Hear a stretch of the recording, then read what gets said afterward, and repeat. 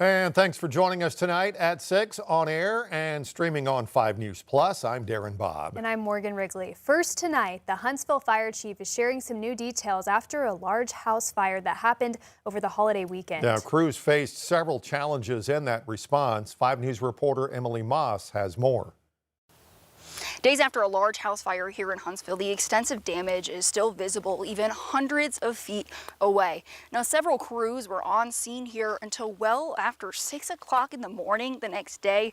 But Chief Kevin Shin says it's not the challenges of battling this fire that he's still thinking of. It's the kindness from this family. Just before midnight on Friday, a fire destroyed this home one Madison County family had spent decades building. By the time firefighters arrived, Fire Chief Kevin Shin says getting enough water to the home quickly became one of their biggest challenges.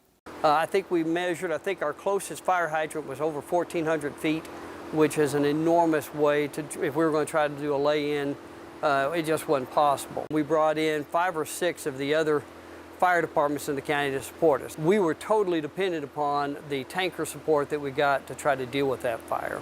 And water wasn't the only obstacle. Shin says the home's construction created challenges of its own. It was an older home that had been added on to multiple times over the years.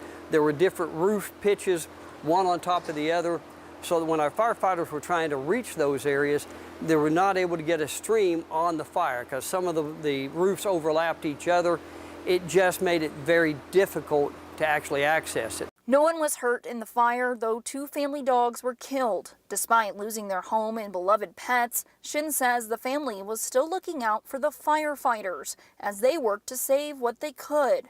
They were there, they brought us water as our people were out there working. Their house had just burned. It's a total loss. We were able to save some property, but that's the kind of people they are. And so I am heartbroken that we didn't have a better result for them. But again, those are the kind of people you want as your neighbors. In Huntsville, covering news where you live, Emily Moss, 5 News.